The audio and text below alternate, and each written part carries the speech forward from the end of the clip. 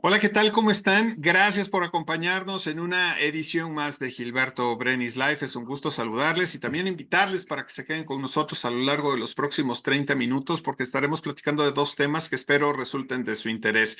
Primero estaremos hablando sobre, pues, la delincuencia cuando representa un riesgo de trabajo para las personas. Desafortunadamente ahora ya cada vez más, si eres conductor de transporte público, puedes tener problemas con la seguridad, puedes también tener problemas con la delincuencia si es que manejas un transporte de carga, si estás en una farmacia, si trabajas en un Oxxo, si trabajas en cualquier lugar, puedes tener problemas con la delincuencia y qué tanto puede ser considerado esto un riesgo de trabajo. Hablaremos de ello y más adelante también en el segundo bloque estaremos platicando sobre la atención plena en conciencia. ¿Para qué nos sirve? ¿Cómo podemos lograrla? Bueno, pues lo estaremos hablando un poquito más adelante.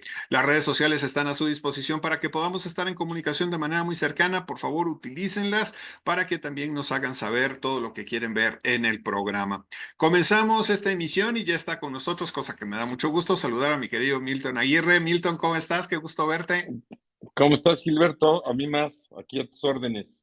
Fíjate que me encantó que propusieras este tema porque a pesar de que escuchamos todos los días, asaltaron en tal lugar y cristalazo en tal sitio y detuvieron tal camión, eh, nunca lo había visto desde la perspectiva de los empleados, ¿no? De qué manera el que tú trabajes en una farmacia, por ejemplo, que está abierta a las 24 horas, representa para ti un riesgo el hecho de que lleguen a asaltar el lugar y en una de esas, pues, pierdas la vida o tengas algún tipo de problema también psicológico o alguna situación así, ¿no?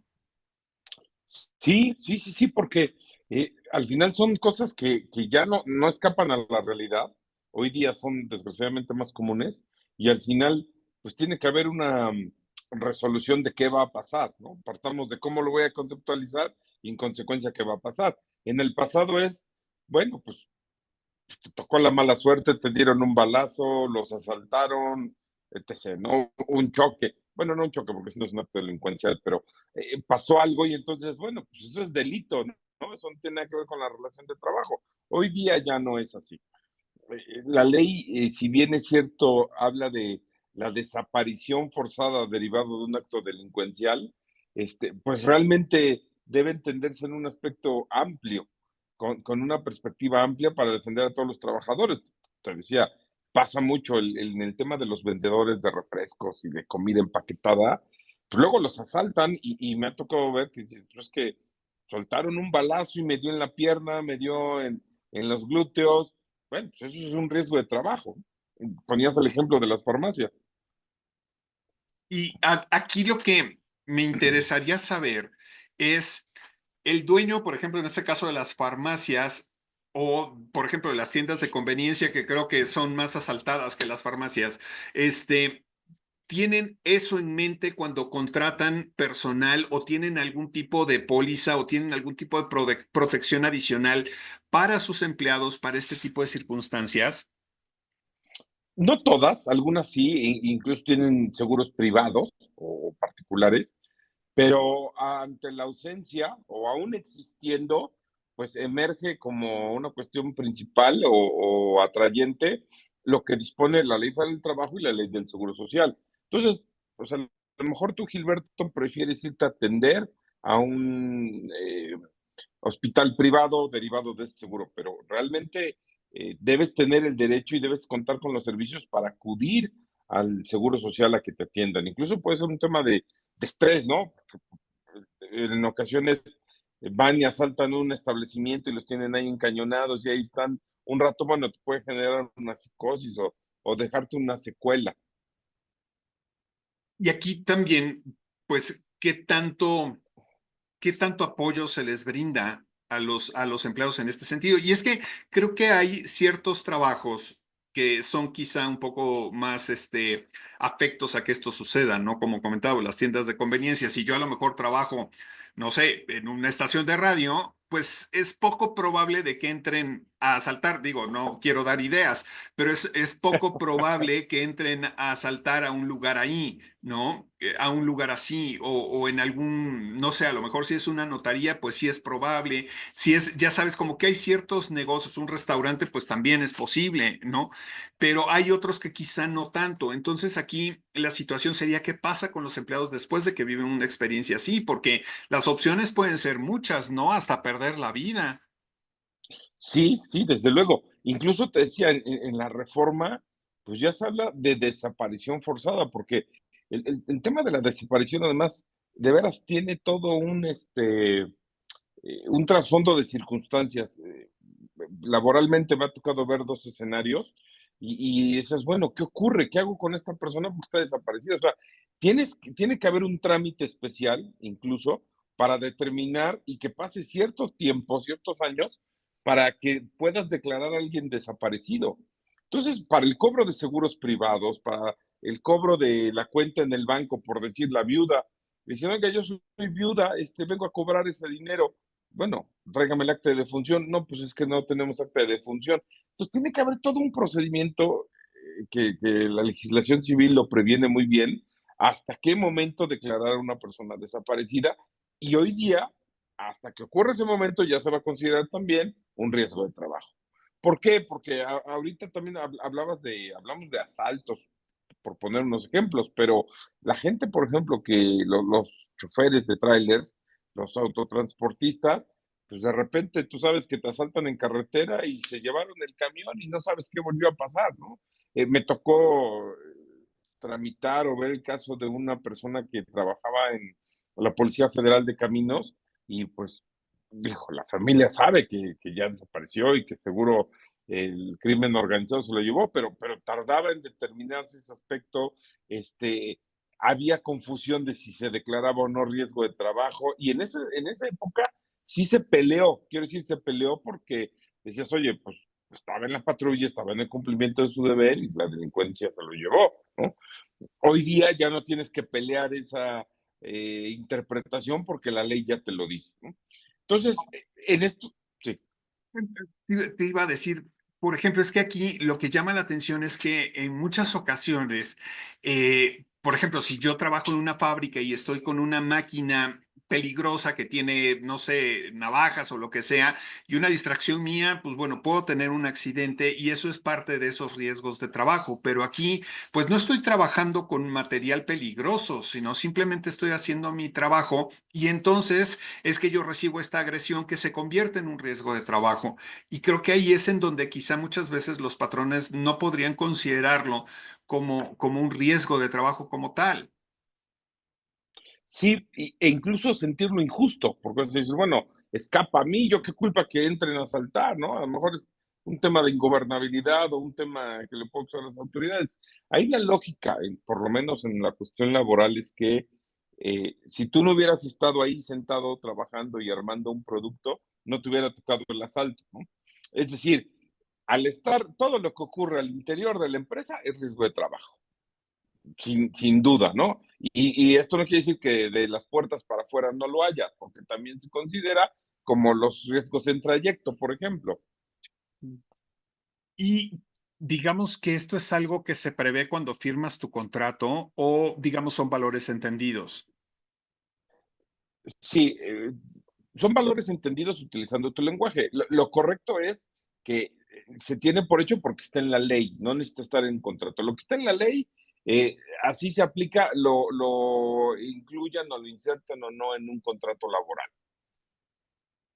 Y algo también. Entonces, por ejemplo, perdón, te interrumpí. Si yo en el contrato le pongo, oye, pues aquí tú le firmas que si trabajando, o si viene un asalto, no es responsabilidad del patrón, bueno, lo pueden asentar y lo puede firmar el trabajador, pero eso al final del día es una renuncia de derechos y en consecuencia es nula esa cláusula.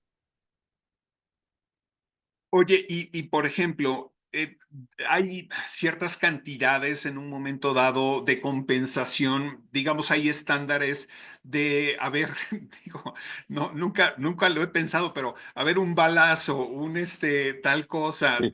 recibes una compensación o es realmente está abierto al buen corazón del jefe. No, no, no, mira, es una muy buena pregunta porque al final, por feo que se oiga, todo te regresa al dinero, ¿sabes? O sea, todo se traduce en dinero, en un monto, en un numerario. Entonces, ¿estás bien? Aquí hay, en la misma Ley Federal del Trabajo tiene una tabla de enfermedades y riesgos e incapacidades. Y entonces va midiendo, sin perjuicio de que se vaya actualizando, porque te permite irse actualizando con el tiempo, por decir, perdiste una mano, la derecha o la izquierda, y cada una tiene un valor, un porcentaje, que posteriormente tienes que hacer una operación aritmética que la misma ley te dice, a ver, toda la mano vale de X porcentaje. Pero si es el dedo, a qué altura, ¿no? La falange, si es la pierna, pues fue entre la rodilla y el tobillo o perdió de la rodilla para el muslo, por ejemplo, ¿no? Entonces, sí depende mucho qué tanto es el daño que te pueda ocasionar y la secuela, porque en ocasiones, por fortuna, a lo mejor te disparan y la bala entra y sale y no daña más que el músculo. Entonces dices, bueno, no me dejó una secuela más visual tal vez, pero para mi, ¿cómo le llaman? Quiero recordar la palabra, para la operación diaria, Tu para la vida desempeño. sigue siendo Ajá. bueno, para mi desempeño laboral sigue siendo bueno. Entonces, respondiendo a tu pregunta, sí, si hay un monto, depende de lo que ocurra. O sea, te van diciendo, si te pasa esto, X porcentaje, o incluso la muerte, X cantidad. Ahora, una cuestión para aclarar y que no se confunda todo auditorio. Cuando un patrón afilia al IMSS a sus trabajadores, ya no tiene que pagar estas cantidades que te estoy diciendo. ¿Por qué? Porque en ese caso el Instituto Mexicano del Seguro Social se sustituye al patrón, se le llama subrogación, es el término correcto, y entonces el IMSS es quien da la cara y la afronta a través de las llamadas incapacidades. Ahora, si yo como empleado, a raíz de esta situación, decidiera renunciar a mi empleo, ¿se tomaría realmente como una renuncia o en un momento dado habría posibilidad de que te entreguen un finiquito? Pero tu pregunta te refieres si renuncias con motivo del riesgo de trabajo. Ajá, si a mí yo estoy trabajando en la farmacia, llegan, me asaltan, quedo muy mal y ya no quiero volver a la farmacia, ya no quiero estar en el turno de la noche y les digo, ¿saben qué? Yo ya me quiero ir, pero pues no estoy renunciando por otra razón, sino simplemente porque no quiero volverme a exponer a ese riesgo. Entonces, pues tú sabes que muchas veces cuando te corren es una condición de salida de la empresa y cuando tú renuncias es otra muy diferente, ¿no? Y normalmente cuando renuncias no es muy favorable para ti. Entonces, ¿ahí existe algún tipo de compensación o se Mira, maneja lo que igual? pasa es que aquí tocaste un punto muy importante porque pisaste, estás en medio de dos líneas, porque hablabas de la terminación por despido, hablaste de la terminación por renuncia, pero dijiste una palabra muy importante, yo no me quiero ir, pero me voy porque me obliga a esta circunstancia, que eso vendría siendo una rescisión de la relación de trabajo imputable al patrón. Y la diferencia es sustancial. En el caso concreto que tú me dices, yo ya me voy porque quedé con miedo. Bueno, la ley no contempla como causa de rescisión imputable al patrón que hay un acto delincuencial. Por ejemplo, ahí sí no lo considera. Esto quiere decir que entonces sería una decisión libre y espontánea de la trabajadora o del trabajador decir, hasta aquí llego, ¿no? Mis motivos personales son o mi marido ya no quiere, o a mis papás les da miedo, o a mí me da miedo, ¿no? Entonces ya renuncio. Tendría la equivalencia de un retiro voluntario y tiene derecho a un finiquito por las prestaciones devengadas hasta ese momento. Ujú. Pues la verdad es un tema muy interesante. Creo que todavía, incluso creo que hasta la misma ley está todavía como que un poco detrás de lo que estamos viviendo día a día en muchos lugares, ¿no? De manera Sí. desafortunada. Pero esperemos y qué bueno, de verdad, me dio mucho gusto que lo propusieras porque nunca me había puesto a pensar de esta forma, ¿no? De En cómo esta óptica. muchas personas que trabajan, pues se tienen que enfrentar este tipo de circunstancias prácticamente todos los días. Mi querido Milton, si tenemos dudas, preguntas, si queremos contactarte, ¿dónde podemos hacerlo? Con mucho gusto al teléfono 290-7770. Muchas gracias, Milton. Te mando un abrazo, que estés muy bien. Igualmente, Gilberto, muchas gracias a ti y a tu auditorio. Hacemos una pausa, regresamos de inmediato, estaremos platicando sobre la atención plena consciente.